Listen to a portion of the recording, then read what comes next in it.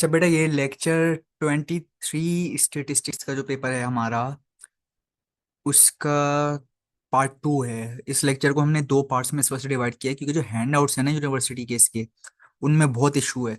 बहुत ज़्यादा मसले हैं और ऐसा लग रहा है जैसे मतलब किसी ने चेक नहीं किया सही से।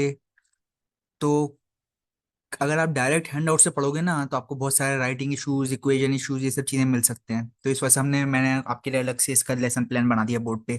तो आप इस वीडियो से देख के आराम से समझ सकते हो। अच्छा, हैंड आउट का जो पेज आप lecture number 23,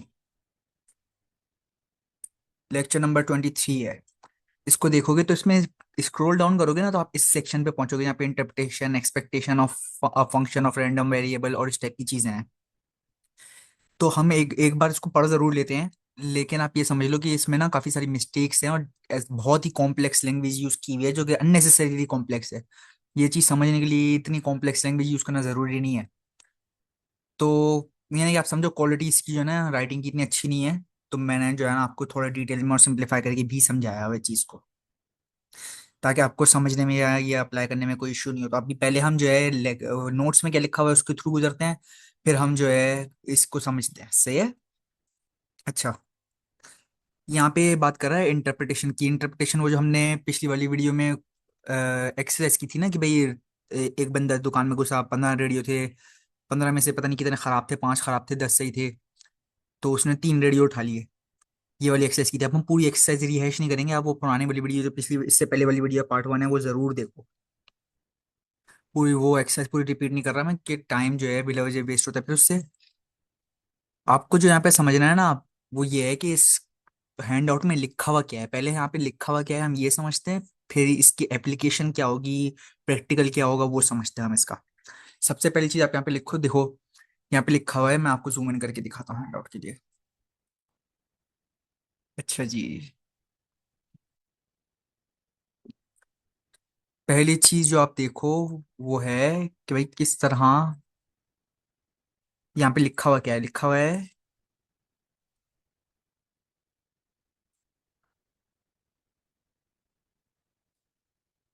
let a discrete random variable x have possible values x1, x2, xn with corresponding probabilities f of x1, f of x2, f of x। इस तरह लिखा हुआ है ये लाइन जो है ये आपको समझनी बहुत जरूरी है। तो ये लाइन आप समझते हैं हम जल्दी से। आप इसको इस तरह समझो कि यहाँ पे लिखा हुआ है, सबसे पहले तो ये लिखा हुआ है ना x1, x2, x3। ये आप जो है यहाँ पे थोड़ी राइटिंग मिस्टेक है तो आप इसको फिक्स करो, ठीक है। ये है x और ये 1 जो है ये इसके नीचे जाता है छोटा सा। इसे पढ़ते हैं हम x sub 1, sub 1। मैं आपको लिख के दिखा देता हूँ कैसे पढ़ते हैं। इसे पढ़ते हैं x sub 1। इस तरह पढ़ते हैं आप इसे। कंफ्यूज नहीं होना है आपको। आप देखिए इसको इस तरह पढ़ते हैं। लिखते हैं हम x और उसके नीचे छोटा सा 1, और पढ़ते हैं हम इसे x sub 1। उसके अलावा अब यहाँ पे अगर नीचे 1 की जगह 2 लिखा हुआ है तो आप इसे पढ़ेंगे x sub 2। 3 लिखा हुआ है तो आप इसे पढ़ेंगे x sub 3। तो इस चीज में आपको बिल्कुल भी कंफ्यूज नहीं होना है। ये जो है ये इस तरह दिख, ये खाली देखने में इस तरह होता है। बहुत सारे लोग जो है ये इस तरह ऊपर लिख देते हैं, लेकिन आप जो है इस तरह कभी भी नहीं लिखिएगा। स्पेशली कहीं आप एग्जाम करें, कहीं आप बाहर पढ़ने जाएं, अगर आप इस तरह राइटिंग करेंगे तो ये बहुत बड़ी मिस्टेक होगी। तो आप जो है इन सब चीज़ों को ध्यान रखो कि भाई ये जो ऊपर तरीका लिखा हुआ है ना लोग लिख देते हैं अक्सर इस तरह। एग्जाम में भी लिखा हुआ आ सकता है। अगर आप किसी यूनिवर्सिटी में एग्जाम दे रहे हैं पाकिस्तान में, इस तरह लिखा हुआ आ सकता है। यूजुअली आना नहीं चाहिए इस तरह। अगर कोई प्रोफेसर आपको पढ़ा रहा होगा तो हाथ के हाथ आपको सही बता देगा कि ये जो है इस तरह लिखा हुआ है, लेकिन अक्सर राइटिंग में जो है ना मिस्टेक आ जाती है। कभी कभार क्या होता है कि लिख बनाने वाला एग्जाम सही बनाता है, लेकिन जब वो आपको शो होता है तो वो इस तरह शो होने लगता है। तो किसी भी तरह की मिस्टेक हो सकती है। आप बस समझो ये इस तरह नहीं पढ़ते, ये इस तरह लिखते हैं x sub 1, x sub 2, x sub 3, और नीचे से पढ़ते इस तरह है x sub 1, x sub 2, और एक्स सब 3, ये लो जूम इन करके देख लो, एक्स सब SUB सब 1, एक्स सब 2, एक्स सब 3, इस तरह पढ़ते हैं वैसे। अच्छा, अब यहाँ पे लिखा हुआ क्या है, लिखा हुआ है let a discrete random variable. Random variable क्या है, ऐसा वेरिएबल जिसका नंबर फ्यूचर में लक के ऊपर डिपेंड करता है, आपको नहीं पता कि क्या है। जैसे आप हेड्स और टेल्स सिक्का उछालेंगे तो आपको नहीं पता हेड्स आएगा टेल्स आएगा, तो इसे बोलते हैं रैंडम वेरिएबल। इसका मतलब ये नहीं कि कोई एक बेतुका वेरिएबल अपनी नंबर से अपनी तरफ से नंबर लिख दो, ऐसा कुछ नहीं है। वेरिएबल होता है वो चीज जिसकी आपको वैल्यू नहीं पता हो, उसको बोलते हैं वेरिएबल। रैंडम वेरिएबल वो चीज होती है जो लक पे डिपेंड करती है, आपको पहले से नहीं पता होगी उसकी वैल्यू।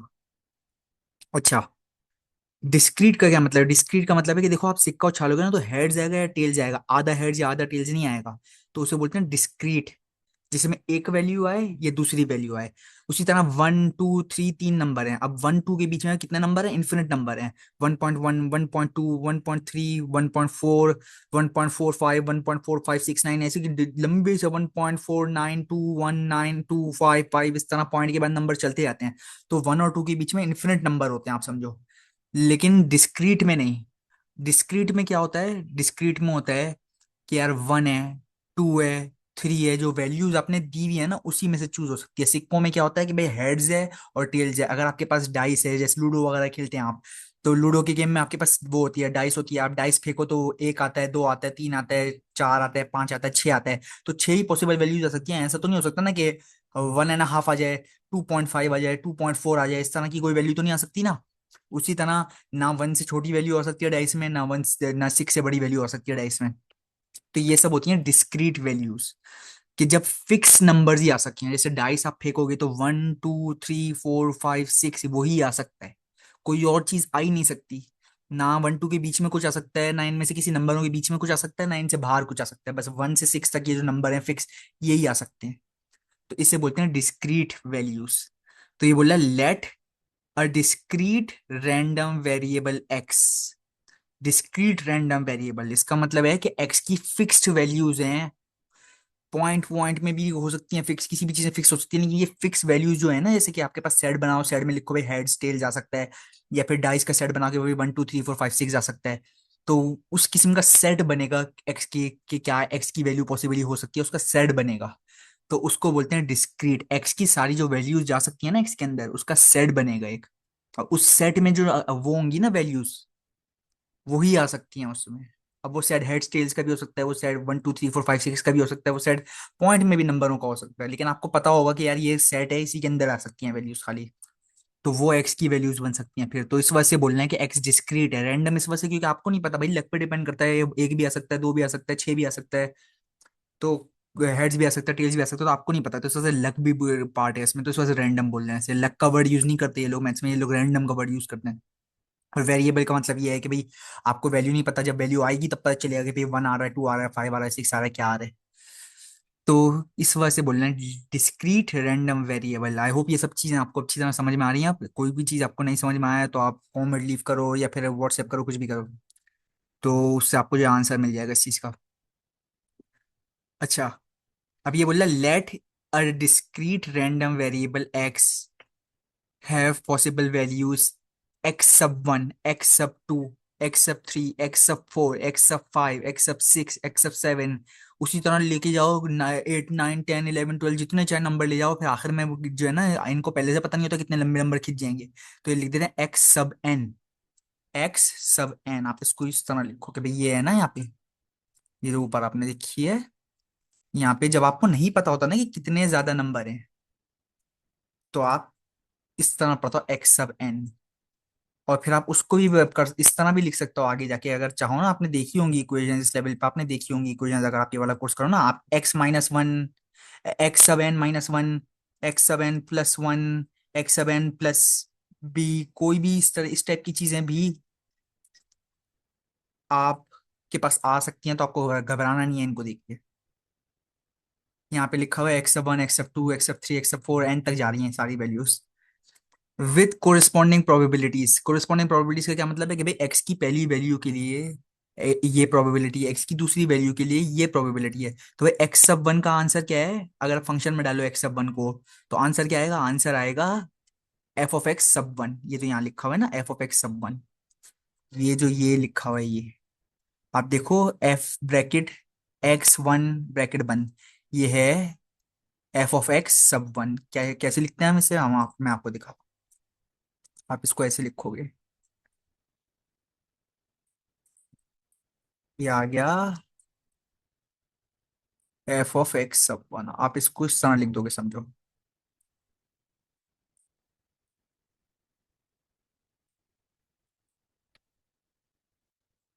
ये जो भी इसके अंदर की वैल्यू है, अगर आप इसे यहाँ 1 लिख दो। अच्छा, आप इसे पढ़ोगे कैसे? आप इसे पढ़ोगे f(x)(sub)(1). समझ आ रही है आपको ये बात? ये है f(x)(sub)(1). आप इसको इस तरह पढ़ते हैं, f(x)(sub)(1).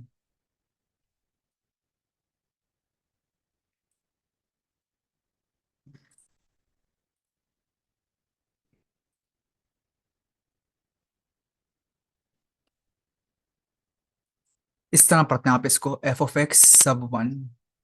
अब f(x)(sub)(1) क्या है, किस चीज की प्रोबेबिलिटी है? ये हम प्रोबेबिलिटीज की बात कर रहे हैं, तो f(x)(sub)(1) किस चीज की प्रोबेबिलिटी होगी? f(x)(sub)(1) प्रोबेबिलिटी होगी, आप समझो, इसकी।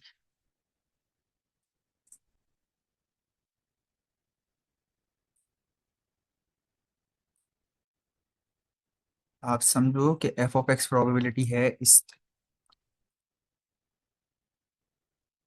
ये जो है ना, आप अपने माइंड में रखो कि भाई ये x है ना, ये है आपकी discrete discrete random value. Discrete random value, ये है आपकी वैल्यू। अब ये हेड्स टेल्स वगैरह कुछ भी हो सकता है, ये 1 2 3 4 5 6 हो सकता है। अगर आप डाइस प्ले करें, तो अगर रेडियो में आप जाए, रेडियो वाली एग्जांपल में, तो ये कोई रेडियो भी हो सकता है, खराब रेडियो भी हो सकता है, सही रेडियो भी हो सकता है। ये आपका x(1) हो गया। x(1) खराब रेडियो रेडियो हो सकता है, x(2) सही रेडियो हो सकता है, x(3) फिर खराब रेडियो हो सकता है, x(4) फिर सही हो सकता है, x(5) भी सही हो सकता है, x(6) भी सही हो सकता है, कुछ भी हो सकता है। वो आपको जो है जब सेट बनाओगे आप, तो आप देखोगे। और ये क्या है, ये इसकी है प्रोबेबिलिटी। तो ये इसकी प्रोबेबिलिटी है, जो आपको बता दिया कि क्या प्रोबेबिलिटी होगी इसकी। और वो जो सिग्मा वाली इक्वेशन हमने देखी थी, वो उसकी प्रोबेबिलिटी एवरेज दिख बताएगी आपको। ये यहाँ पे है ना आपको। अब ये क्या बोल रहा है, देख लो आप, let a discrete random variable x है possible values x(1), x(2), x up to x(n). ये जो डॉट डॉट डॉट है, इसको आप ऐसे पढ़ो, up to x(1), x(2), up to x(n), with corresponding probabilities f(x)(1), f(x)(2), up to f(x)(n). सही है, यहाँ नीचे वाली लाइन में शुरू हो गया f(x)(n). अच्छा, such that sigma f(x)(i) equals 1। ये जो है बस बेसिकली आपको मजीद कंफ्यूजन नहीं हो, इस वजह से आप इन सब चीज़ों पे फोकस नहीं करो, जो आपको याद रखने की है वो चीज़ों पे फोकस करो। याद रखने की क्या चीज़ है, याद रखने की चीज़ ये है, डिस्क्रीट का मतलब है अपनी अपनी बारी, हेड्स या टेल्स 1 2 3 4 5 6, उसके बाद की या उसके बीच की वैल्यूज नहीं आएंगी, ना उससे पहले की आएंगी। ये डिस्क्रीट की वैल्यू याद, नंबर याद रखो। रैंडम का मतलब होता है अलग है, ये याद रखो आप। इस सब की x(1), x(2) कैसे पढ़ते हैं, f(x) कैसे पढ़ते हैं, x(1) का f(x)(1) से क्या ताल्लुक है, x(2) का f(x)(2) से क्या ताल्लुक है, ये सब चीजें याद रखो जो अभी तक हमने पढ़ी हैं। अच्छा, अगली चीज आप याद रखो कि एक्सपेक्टेड वैल्यू ऑफ x, ये वर्ड्स बहुत इंपॉर्टेंट है, याद रखो। एक्सपेक्टेड वैल्यू ऑफ x, फिर से, expected value of x denoted by e of x। f लिखो, e लिखो, कोई फर्क नहीं पड़ता, वो फंक्शन बोलते हैं उसे। is defined as e of x। e of x क्यों लिख रहे हैं हम, e क्यों लिख रहे हैं हम, क्योंकि भाई f और e जो है दो अलग अलग फंक्शन है ना। अगर हम सबको f of x ही बोलेंगे तो हम कंफ्यूज जाएंगे कौन सा फंक्शन का क्या मतलब है। तो अभी हमने ऊपर क्या बोल दिया, हमने बोल दिया भाई f of x जो है वो प्रोबेबिलिटी फंक्शन है x का, या कोई भी फंक्शन हो सकता है x का। तो अब हम इसकी क्या कर रहे हैं, हम इसकी एक्सपेक्टेड वैल्यू ऑफ x पता लगा रहे हैं। एक्सपेक्टेड वैल्यू को हम ई से बोल लिख देते हैं ताकि आसानी हो, भाई ई से एक्सपेक्टेड। तो अब इसका फॉर्मूला आप समझ लो, यहाँ पे लिखा है, मैं इसको आगे जाके मजीद एक्सप्लेन भी करूंगा, क्लियरली फिक्र नहीं करो। ई of x equals x(1) multiplied by f(x)(1) plus x(2) multiplied by f(x)(2). इसको आप देख लो, मैं यहाँ पे आपको लिख के दिखा दूं, कंफ्यूजन नहीं होता क्या। ये आ गए हम यहाँ, इसका लिखना जो है ना, इशू ना हो इसका, देखते हैं।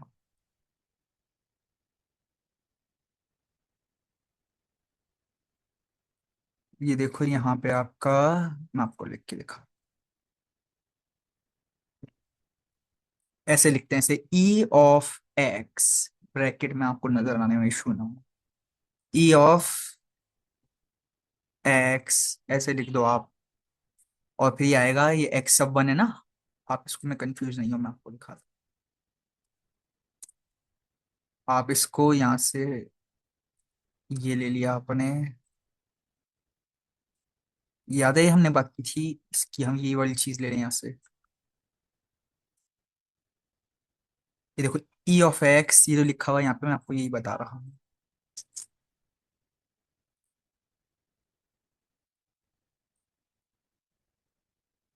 ये बेसिकली इस इक्वेशन में आपको क्या बोल रहा है कि भाई ये ई ऑफ एक्स है, ये जो हमने पढ़ा था ना, ये आ रहा है ई ऑफ एक्स,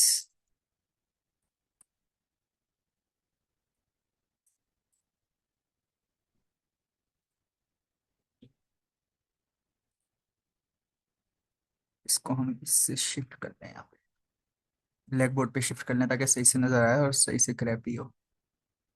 ये आ गया यहाँ पे, ये फंक्शन बेसिकली इसने आपको ये बोला, यहाँ पे दिख रहा है ना आपको, एफ ऑफ एक्स सब वन, एफ ऑफ एक्स सब वन वगैरह और ये सारे प्लस होते जा रहे हैं अप टू एन तक।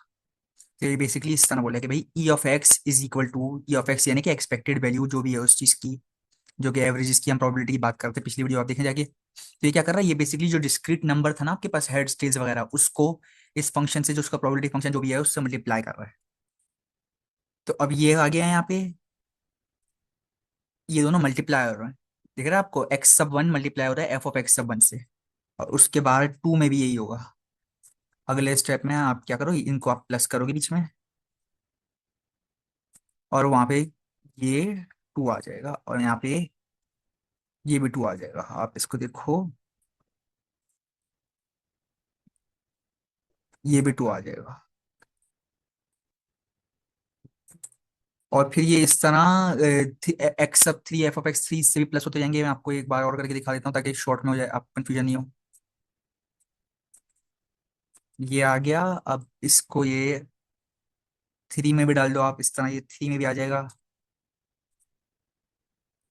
इसको एक बार फिक्स कर लें हम, ताकि कंफ्यूजन को,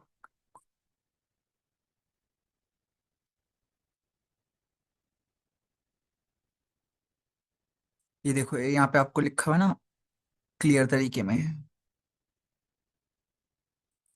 ये देखो आप, ये आ गया, अब ये थ्री आ गया, उसी तरह फोर भी आ जाएगा, फाइव भी आ जाएगा, सब कुछ आ जाएगा। लेकिन मैं सब कुछ लिखूंगा नहीं, क्योंकि फिर वो लिखते लिखते बोर्ड भी खत्म हो जाता है, टाइम भी वेस्ट हो जाता है। आप ये समझो कि जब आपको ऐसे लिखना हो ना कि बहुत सारे, आप ये डॉट डॉट तीन डॉट लगा दो बस यहाँ पे, ये इसी तरह चलते जाएंगे, और ये अप टू कहाँ तक जाएगा, ये एन तक जाएगा, और ये इसका फॉर्मूला हो जाएगा। किस चीज़ का फॉर्मूला है ये मैं आपको बताता हूँ ताकि आपको कंफ्यूजन नहीं हो किसी भी चीज़ की। ये सिग्मा वाला फॉर्मूला आपको नजर आ रहा है, ये सिग्मा है, ऊपर एन है, नीचे यहाँ पे वो है आई। आप देखो कि किस तरह आ रहा है, मैं पेंसिल से लिख के दिखा देता हूँ आपको। ये देखो आप, पेंसिल पर, ये हमारी इक्वेशन हो गई ना। हम इसको देखते हैं सर, बोर्ड आपको सही से नजर आ रहा है, हम इसको सेट कर लेते हैं आपको। ये आपकी इक्वेशन हो गई। अब आप इसको किस तरह लिखेंगे, आप लिखेंगे इक्वल टू, ये पूरी जो है ये इक्वल है, अब इसको स्टाइल से लिखेंगे हम, मैथ्स के स्टाइल से, आप ये समझो ये स्टाइल है लिखने का। ये लिखा आपने, ये ई जैसा चीज दिख रही है ना आपको, ये है सिग्मा। अब ये सिग्मा जो है ना, ये सिग्मा ऊपर लिखेंगे हम इसके एन, एन फिर ये, अगर आप डाइस थ्रो करते हो तो one two three four five six कुछ भी हो सकता है एन। अब ये आई यहाँ पे लिखा हुआ है, ये सुमेशन नोटेशन जिसको नहीं आती वो सुमेशन नोटेशन वाली वीडियो देख के सीखिए, उससे पुरानी वाली। और जो स्टूडेंट नहीं देखी वो वीडियो जरूर कंपलसरी देखना आगे जाके। आई इक्वल्स वन, तो ये वन से शुरू हो रहा है, अगर आपके डाइस में वन है तो वन से शुरू होगा ना यार।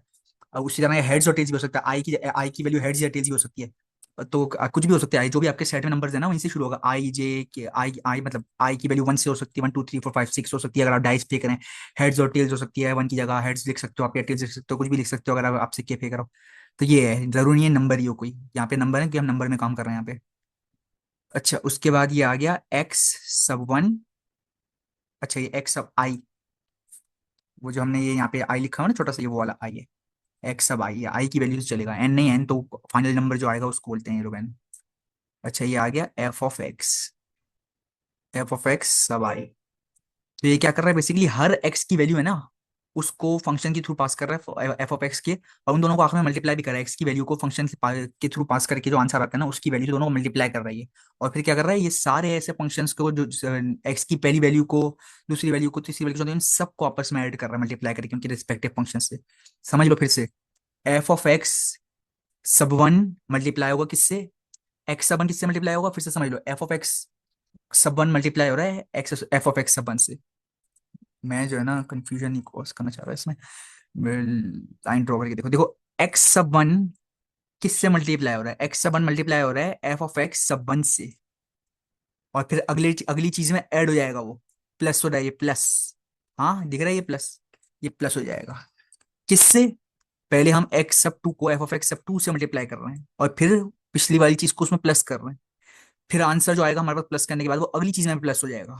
अगली चीज क्या है, एक्स सब थ्री और एफ ऑफ एक्स सब थ्री है, और वो पिछली वाली चीज फिर उसमें प्लस हो जाएगी आंसर में, और फिर जो उसका आंसर आएगा वो अगली चीज में ऐड होगा, और ऐसे होते होते होते होते ये up to F of X N तक चलेगा। अब अगर डाइस फेंक रहे हैं तो उसमें वन से लेके सिक्स तक है, तो एन की वैल्यू क्या होगी, सिक्स होगी। अगर सिक्के फेंक रहे हैं तो हेड्स और टेल्स हो सकता है सिर्फ, तो एन की वैल्यू क्या होगी, या फिर हेड्स होगी या फिर टेल्स होगी, जो भी आप बाद में करना। अगर यहाँ आई की वैल्यू हेड्स है तो एन की वैल्यू टेल्स होगी, हर सी बात है। तो अगर उसी तरह डाइस फेंक रहा आप तो आई की वैल्यू वन है तो एन की वैल्यू सिक्स तक हो सकती है, क्योंकि डाइस में तो वन से सिक्स तक ही होता है ना नंबर खाली। तो आप इसको इस तरह समझो, और फिर ये पूरा इक्वेशन है जो आपको याद करना है। अब इस इक्वेशन को बोलते क्या है, इस इक्वेशन को बोलते हैं expected value of x, expected value of x. मैं आपको लिख दूं यहाँ पे, ये है एक्सपेक्टेड वैल्यू ऑफ एक्स, इसको मीन ऑफ एक्स भी बोलते हैं लोग, और इसको और क्या बोलते हैं, इसको इसके लिए लोगो जो यूज होता है, सिंबल जो यूज होता है, ये म्यू वाला सिंबल यहाँ पे यूज हो रहा है ना, ये भी यूज होता है, ये आगे जाके काम आएगा जो बाकी फॉर्मूले हैं वो सीखने के लिए। तो ये सारी चीजें जो है ना, ये आपके मतलब आपको सीख लेनी है, आपको ये समझ में आ गया कि एक्सपेक्टेड वैल्यू ऑफ एक्स है, इसको ई ऑफ एक्स लिखते हैं। ये जो भी फंक्शन एफ ऑफ एक्स पे अप्लाई होता है उसके साथ मल्टीप्लाई करके ये पूरे सारे ऐड हो जाते हैं, सब वन सब टू सब थ्री पे सब एन तक। और शॉर्ट में इसी पूरे को, ये जो लिखा हुआ है ना यहाँ पे, अ, इस पूरे को शॉर्ट में हमें जब लिखना होता है ना स्टाइल से, तो हम इसको ऐसे लिख देते हैं, ये एक ही चीज है, ये वाली चीज और ये वाली चीज एक ही है। इसको बस हमने खोल के लिखा हुआ है ऊपर, और नीचे हमने सुमेशन नोटेशन में श्रिंक करके लिखा हुआ है, छोटा करके लिखा हुआ है, एक ही चीज है, बना लिखा हुआ है ना इक्वल टू। तो ये जो है इसकी क्या है, ये इसकी अलजेब्रा या फंक्शन नोटेशन है। ये क्या है इसकी, ये भी इसकी खुली भी फंक्शन नोटेशन है। इस तरह खुल के लिखा हुआ है पूरा हमारा एक्सप्रेशन जो है ना एडिशन का, वो पूरा खुल के लिखा हुआ है। और ये क्या है, ये इसकी सुमेशन नोटेशन है। ये तीन अलग अलग तरीके हैं, नोटेशन मतलब लिखने का तरीका, ये तीन अलग अलग लिखने के तरीके हैं जो कि एक ही चीज लिख रहे हैं। ये क्या है, ये फंक्शन है। यहाँ पे आप लिखो, आपको कंफ्यूजन नहीं है उस चीज के लिए बिल्कुल भी, इस वजह से मैं आपको डिटेल में एक ही दफा में समझा रहा हूँ। ये क्या है, फंक्शन नोटे, फंक्शन नोटेशन है ये है फंक्शन नोटेशन, ये समझो आप। और ये सेम चीज यहाँ नीचे किस चीज में लिखी हुई है, ये लिखी हुई है सुमेशन नोटेशन में, एक ही चीज है, सुमेशन नोटेशन में लिखी है। यहाँ पे क्या लिखी हुई है आप ये समझो कि ये एक्सपेंडेड नोटेशन लिखी है। एक्सपेंडेड का क्या मतलब है, खोल के लिखना, एक्सपेंडेड का मतलब है खोल के लिखना। या फिर आप बोलो बिग नोटेशन, लार्ज नोटेशन, जो चाहे बोलो आप। एक्सपेंडेड नोटेशन सही से बोलो कि अलग अलग वर्ड्स के अलग अलग मतलब निकालते हैं फिर मैथ्स में। एक्सपेंडेड नोटेशन लिख लो कि ये भाई खुल के लिखा हुआ है ऐसे, ये फंक्शन नोटेशन है, इसमें यही चीज श्रिंक होकर लिखी हुई है छोटी करके। और ये सुमेशन नोटेशन, ये चीज स्टाइल से लिखी हुई है ज्यादा, लेकिन ये एक ही तरीके हैं जो अलग अलग तरीके से लिखते हैं ना ये।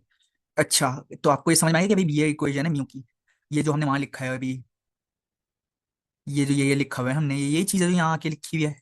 ये जो एक्स सब वन प्लस वाला सारा सेक्शन ये गायब कर दिया, यहीं पर ही आप देखो, ये जो यहाँ पे लिखा है एक्सप्रेशन ये है। अगर आप इसमें से निकालो, इस पूरे को शॉर्ट करके लिखना पसंद करो आप, ये यहाँ पे आ गया। अगर आप ये सारी एक्स्ट्रा चीजें इसमें से गायब कर दो, तो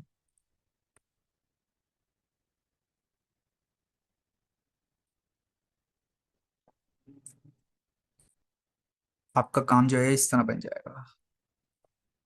अगर आप यहाँ पे देखो ना, देखो ये जो यहाँ पे आपके नोट्स में एक्सप्रेशन दिया हुआ है, ये यही वाली चीज है ये। लेकिन बस उसमें क्या लिखा है, वो जो एक्सपेंडेड नोटेशन उन्होंने हटा दी यहाँ पे, और इसको बस ऐसे करके लिख दिया उन्होंने, हाँ। तो ये जो है आप समझ लो कि कोई ऐसी कॉम्प्लिकेटेड बात नहीं है। क्या आप फिक्र करो, बस ये फंक्शन नोटेशन और सुमेशन नोटेशन है। ये क्या है, फंक्शन नोटेशन और सुमेशन नोटेशन में क्या चीज लिखी है, ये म्यू लिखा हुआ है। ये जो सिंबल है ना, ये छोटा सा अजीब सा एम लग रहा है, ये वाला, ये जो है ये म्यू कहलाता है। तो ये म्यू लिखा हुआ है, तो ये म्यू लिखी हुई चीज, ये इसको फंक्शन नोटेशन और सुमेशन नोटेशन में लिखा हुआ है ये। अच्छा, ये बोला अगर सारी वैल्यूज इक्वली लाइकली हैं, तो आप इसको शॉर्ट में ऐसे भी लिख सकते हो। यहाँ पे जो इक्वेशन दी है ना, ई of x equals 1/n sigma x सब आई, अगर सारी वैल्यूज इक्वली लाइकली हैं। ये कैसे है, ये यहाँ आगे जाके फंक्शन को कॉमन निकाल के आ जाती है, अगर सारी वैल्यू इक्वली लाइकली हैं। तो फिर क्योंकि आप ये सोचो ना यार, कि जैसे एफ ऑफ एक्स सब एन है, एफ ऑफ एक्स सब टू है, अगर ये सारे इनका वैल्यू एफ ऑफ एक्स में अगर आप सब वन लिखो, सब टू लिखो, सब थ्री लिखो, सब फोर लिखो, कुछ भी लिखो, एफ ऑफ एक्स का आंसर सेम ही आने। अगर ऐसा ही है तो सारे एफ ऑफ एक्स को कॉमन निकाल लो ना बाहर ये। तो जब सारे एफ ऑफ एक्स को कॉमन निकाल लो ना, तो वो उसको यहाँ पे उसकी प्रोबेबिलिटी 1/n करके लिख देता है। 1/n क्यों, कि भाई एक चांस है, हर प्रोबेबिलिटी का एक चांस है कंपेयर टू जितने भी आ सकते हैं। तो अगर सिक्का उछाला तो दो चीजें, हेड्स या टेल्स, तो वो 1/2 हो जाएगा। अगर डाइस फेंक रहा हो तो छह चीजें हैं, 1 2 3 4 5 6, इन्हीं में से कुछ आ सकता है, तो आप लिखो 1/6 आएगा यहाँ पे। तो जितनी भी पॉसिबिलिटीज है ना, वो n है, वो नीचे जाएगी, और ऊपर 1 आएगा, क्योंकि उनमें से एक ही आ सकती है जब आप सिक्का फेंकोगे, डाइस फेंकोगे, या कोई भी चांस लोगे लाइफ में। और फिर आगे सिग्मा एक्स सब एन लिख दोगे, यानी कि बेसिकली एक्स सब वन, एक्स सब टू, एक्स सब थ्री, एक्स सब फोर, अप टू एक्स सब एन, सब कुछ आपस में प्लस होगा सिर्फ, और उसका आंसर इससे 1/n से मल्टीप्लाई हो जाएगा। अच्छा, मजीद कुछ समझ में आया तो आप उसके लिए सवाल पूछ लें। ये आगे वाली चीज जो है, ये और भी ज्यादा आपको कंफ्यूजन करेगी। तो इस वजह से बहुत सारी चीजें इसमें आपको अलग से समझने की जरूरत नहीं है। मैं आपको समझाऊंगा, फिक्र नहीं करो, मैं आपको समझाऊंगा इन सब चीजों के थ्रू अलग से। एग्जाम के लिए आपको इसके फॉर्मूले जरूर याद करने हैं। अच्छा, सबसे पहली चीज आप ये वर्ड याद रखो, any function of a random variable is also a random variable. Any function of a random variable is also a random variable. ये वर्ड याद रखो, क्योंकि इस टाइप की चीज जो है आपके एग्जाम में आ सकती है, और अगर आएगी तो आप बोलोगे कि यार मैं जो है कंफ्यूज हो गया उससे। तो कंफ्यूज नहीं होना, क्या मतलब क्या है any function of a random variable is also random variable. Random variable क्या होता है, ऐसा वेरिएबल जो नहीं पता हो आपको, लक के ऊपर डिपेंड करता हो। अच्छा, मैं आपको एग्जांपल देता हूँ। अगर आप अपनी दुकान चलाते हो, तो दुकान में आप रोज कितने पैसे कमा रहे हो डेली के, वो लक पे डिपेंड करता है। कभी ज्यादा कस्टमर आएगा, कभी कम कस्टमर आएगा, तो फिर वो क्या हुआ, रैंडम वेरिएबल हुआ। अब function of a random variable क्या है, ये है कि जैसे आप अपने जो वर्कर्स हैं उनको कमीशन कितना दे रहे हो या बोनस कितना दे रहे हो, तो अब वो होगा function of random variable. Random variable क्या है, कि आप दुकान में कितने पैसे कमा रहे हो, किस्मत पर डिपेंड करता है यार। तो जो लोग आपकी दुकान में, जो बंदे आपकी दुकान में आ रहे हैं, उस पर डिपेंड करता है सारा वो। अच्छा, जो बंदे आपकी दुकान में काम कर रहे हैं उनको बोनस कितना मिलेगा, ज्यादा जिस दिन ज्यादा लोग आएंगे, आप दुकानदारों को, अपने जो वर्कर्स हैं उनको ज्यादा बोनस दोगा, वो लोग आज ज्यादा कमाई हुई है, अपन सबको एक्स्ट्रा दिहाड़ी मिलेगी आज। तो उस सूरत में आप क्या करोगे, उस सूरत में आप बोलोगे कि यार ये जो कमीशन है ना मेरे वर्करों का, ये कमीशन एक फंक्शन है, मैं जो कितने कमा रहा हूँ उसका। अगर मैं ये बोल रहा हूं ना कि यार जो तुम्हें वर्कर्स को कमीशन जो मिल रहा है एक्स्ट्रा, वो डिपेंड करता है कि मैं कितना कमा रहा हूँ डेली इस पे। तो जो आप कमा रहे हैं वो तो रैंडम वेरिएबल है ना, तो जो वर्कर्स को कमीशन मिल रहा है वो उस पर डिपेंड करता है, क्योंकि तो वो उसका फंक्शन हुआ। आ रही है आपको बस समझ में, वर्कर्स को कितने पैसे मिल रहे हैं वो डिपेंड करता है आप कितने पैसे कमा रहे हैं इस पे। तो वर्कर्स को कितने पैसे मिल रहे हैं, वो फंक्शन हुआ आप कितने पैसे कमा रहे हैं उसका। इसको बोलते हैं function of a random variable.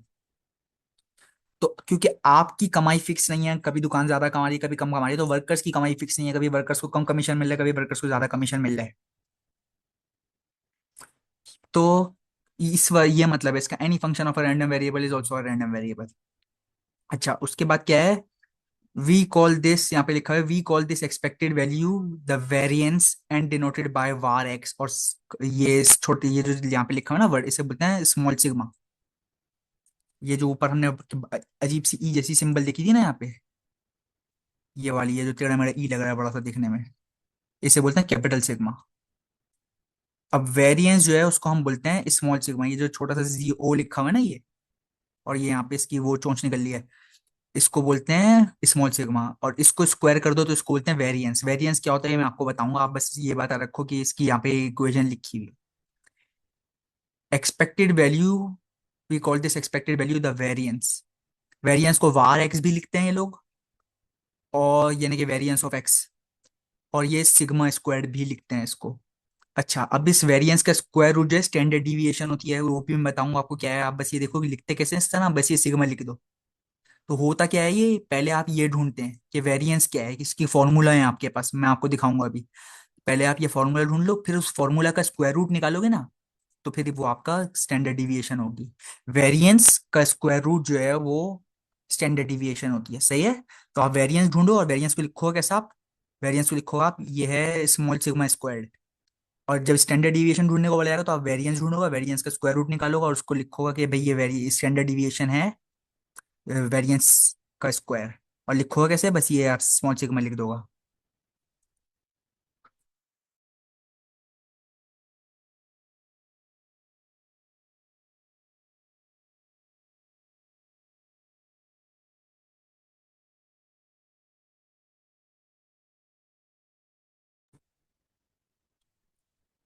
अच्छा, उसके बाद आप क्या करोगा, अगली चीज जो आप सीखोगा ना वो है, अब तक आपने जो चीज सीख ली है वो है कि यार जो म्यू वाला बटन है, ये म्यू वाला सिंबल जो है ये क्या है, ये है मीन ऑफ एक्स। ये जो स्मॉल सिग्मा स्क्वायर्ड है ये क्या है, ये है वेरिएंस। ये नाम है, बस आप सीख लो इनका निशानियां क्या है ये। इसकी निशानी क्या है, स्मॉल सिग्मा। और बोलते क्या है इसे, स्टैंडर्ड डिविएशन। अच्छा, अभी मैं टेबल भी बनाया आपके लिए, आप याद रखोगे उससे। अच्छा, फिर क्या अगली चीज आपको देखनी है, स्क्यूडनेस। स्क्यूडनेस, ये रही स्क्यूडनेस की इक्वेशन, ये आपके सामने लिखी हुई इक्वेशन आप याद रखो। अब म्यू आपको पता चल गया क्या है, सब, और वो आपको पता चल गया स्क्वायर्ड क्या है। तो ये मी स्क्यूडनेस की इक्वेशन ये रही।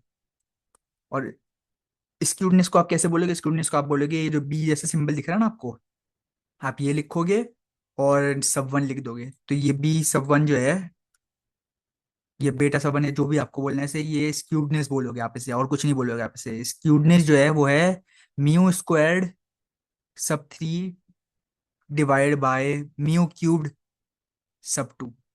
ये लिखना है आपको बेसिकली। उसी तरह आप कुर्टोसिस प्लान करोगे। कुर्टोसिस क्या होता है, कुर्टोसिस जो है बेसिकली स्क्यूट की तरह ही होता है। इन सबकी जो है ना रियल लाइफ में काम होते हैं। बहुत सारे लोग जो है बिजनेस में खराब होते हैं क्योंकि उनको मैथ्स की चीज सही नहीं आती है। मैं आपको दिखा रहा हूँ कि किस तरह एग्जांपल इसकी। कुर्टोसिस क्या है, उस कुर्टोसिस को लिखोगे किस तरह आप, ये बी लिखोगे अजीब सा, और सब टू लिख दोगे, ये कुर्टोसिस है। बी सब वन क्या है, स्क्यूडनेस, और बी सब टू क्या है, कुर्टोसिस। ये इसी तरह लिखना है, अपनी तरफ से नहीं लिखना कुछ इसमें।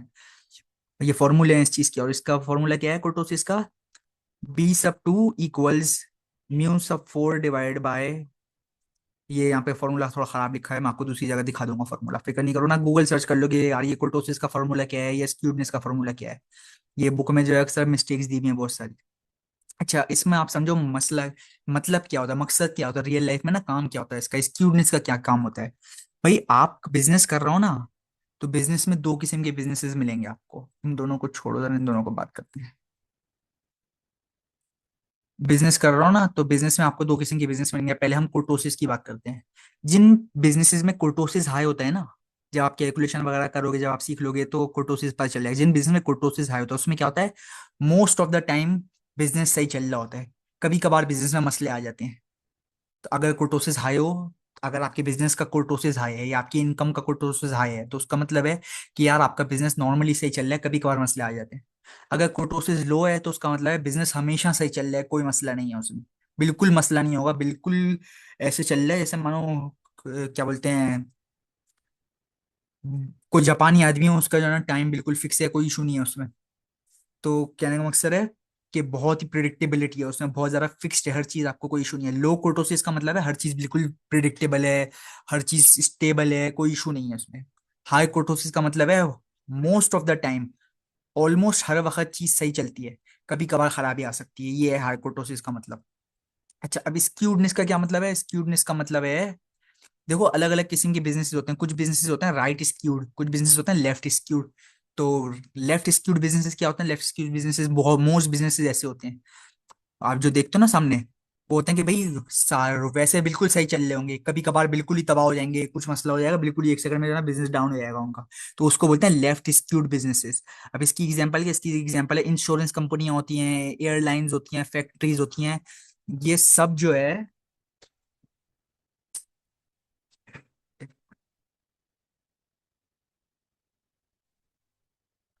ये सब जो है इंश्योरेंस कंपनियां, एयरलाइंस हैं, बैंक्स हैं, फैक्ट्रीज हैं, ये सब क्या है?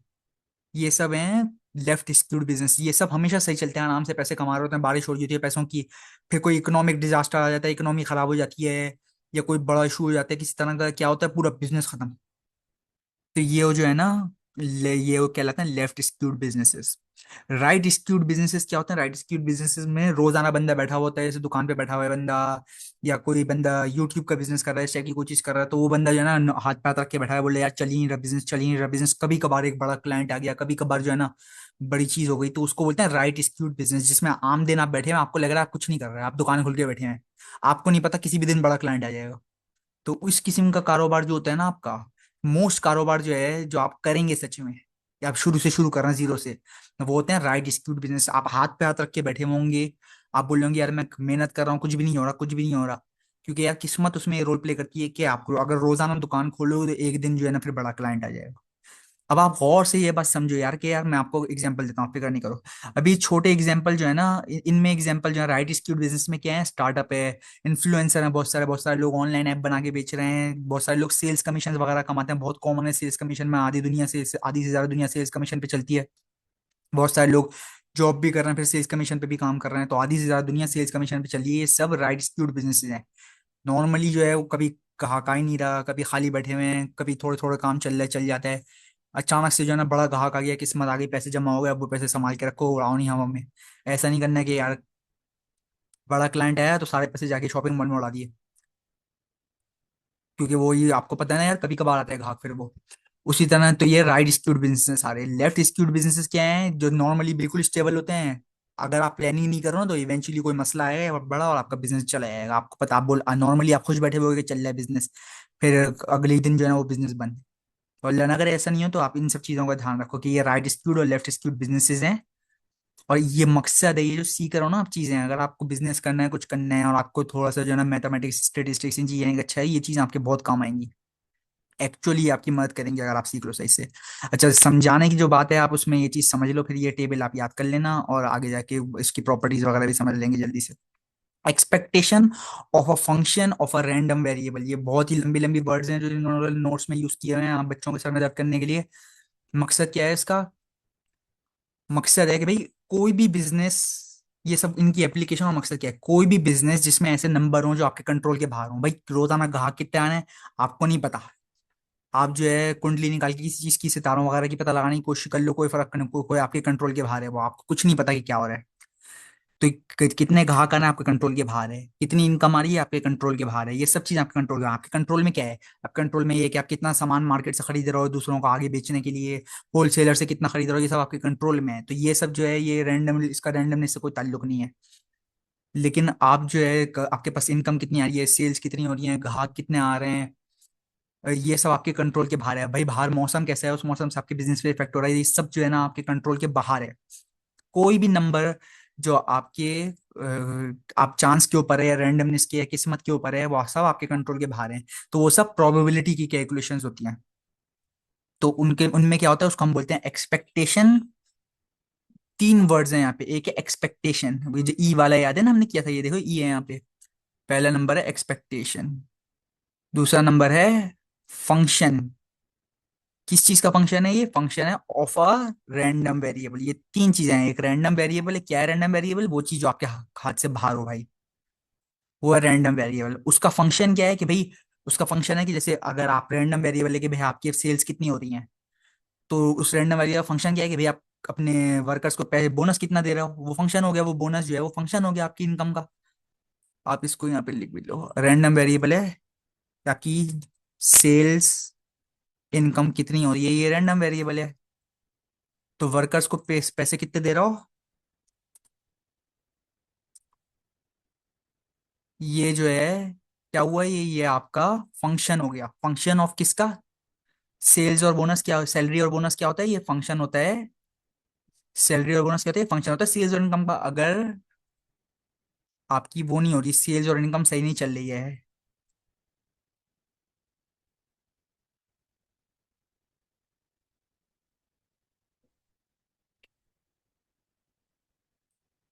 अगर आपकी सेल्स और इनकम सही नहीं चल रही है, तो आपका बोनस भी सही नहीं चलेगा, तो आप यहाँ पे लिख लो ये चीज कि भाई salary and bonus is a function of sales and income. हाँ, अब भाई अगर आपकी दुकान में सेल्स इनकम प्रॉफिट नहीं है तो आपकी सैलरियां भी लो होंगी, वर्कर भी आपसे आजीज होंगे। तो आप इसको इस तरह समझ लो माइंड में अपने। और फिर एक्सपेक्टेशन, एक्सपेक्टेशन का मतलब है एवरेज। आप बस समझ लो एवरेज निकाल लेंगे उसका। ये एक्सपेक्टेशन का वर्ड यूज करते हैं, आप समझ लो एवरेज है, मीन भी बोलते हैं, उसे एक्सपेक्टेशन भी बोलते हैं, उसे है होता वो एवरेज ही है। एवरेज बस नॉर्मल जबान का वर्ड है। एक्सपेक्टेशन और मीन जो है वो क्या है, वो मैथमेटिक्स की जबान का वर्ड है। तो आप याद रख लो। एवरेज क्या है, आप एवरेज ये है कि भाई एवरेज सैलरी बोनस, ये इसकी एक्सपेक्टेशन है। ये किस पे डिपेंड करती है भाई, डेली सैलरी बोनस क्या मिल रही है, वो एवरेज सैलरी बोनस होगी। अब आपकी दुकान में कोई वर्कर काम करने के लिए आएगा, आप उसको बोलोगे भाई रोजाना कम भर्ती हो जाता है, तो वो वर्कर तो भाग जाएगा धुंध दबा के, तो आपको उसको एवरेज बताना पड़ता है ना। तो वो एवरेज बताने के लिए आपको जो है पहले सबसे पहले आपको सेल्स और इनकम पता होनी चाहिए। फिर सेल्स और इनकम पता होगी तो उसके एवरेजेस पता होंगे, तभी तो आप एवरेज सैलरी बोनस बता पाओगे ना। तो इस वजह से ये इसकी चेन बन जाती है चीजों की, एक पता होगी तो दूसरी पता चलेगी तो तीसरी पता चलेगी। तो ये चीज सिखा रहे हैं बेसिकली आपको ये पूरे नोट्स में ना।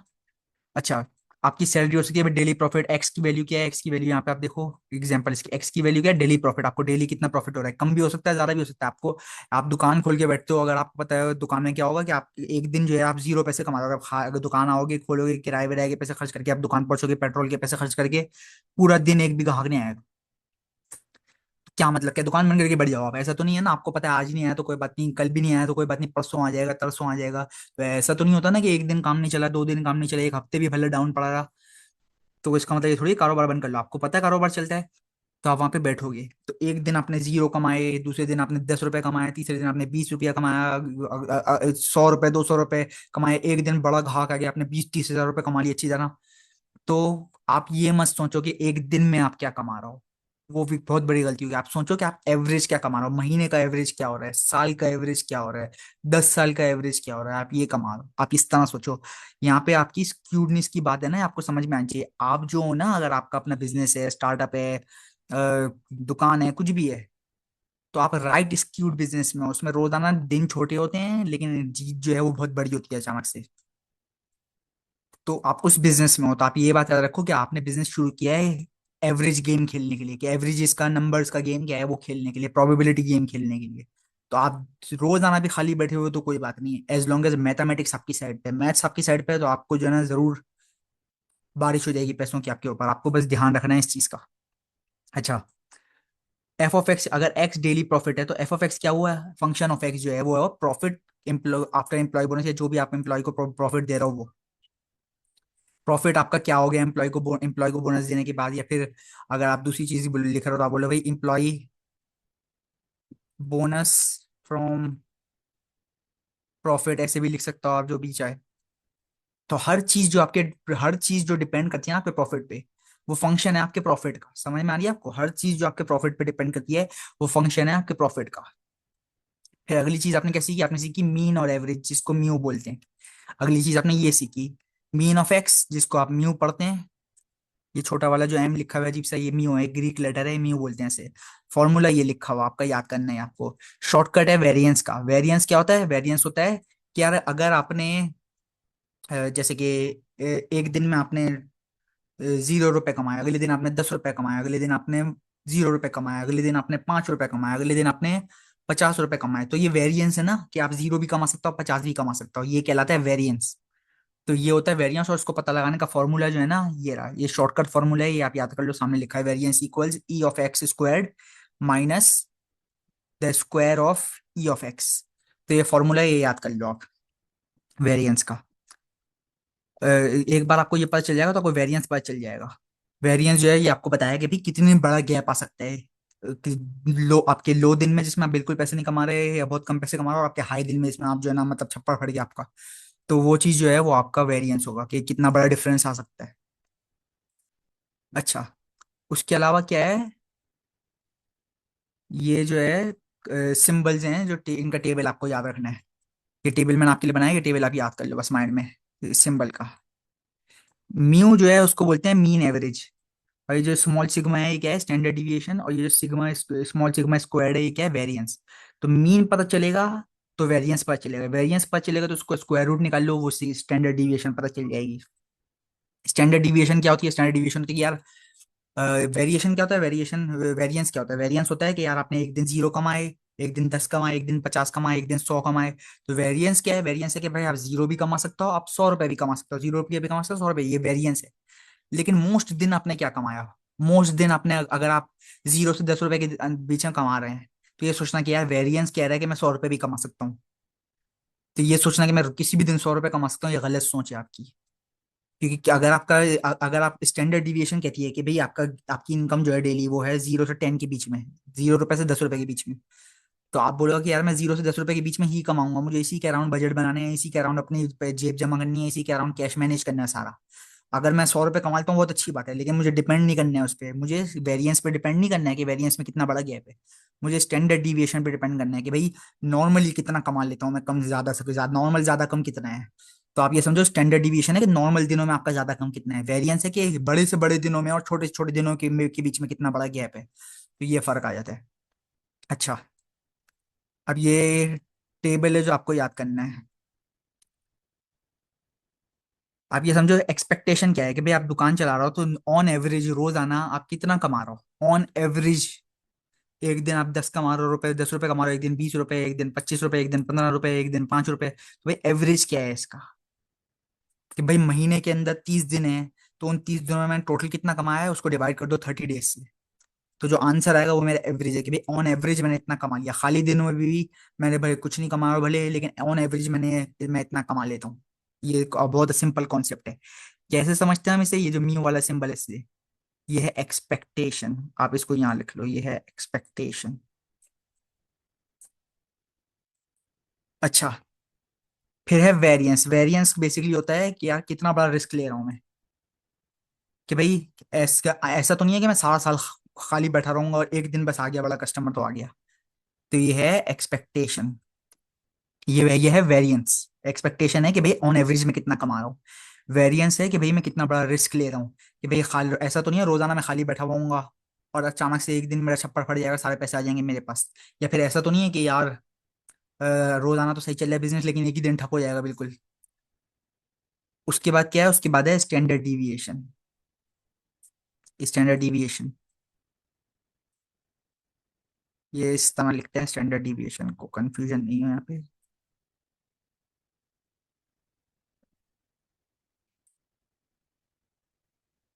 ये है स्टैंडर्ड डिविएशन।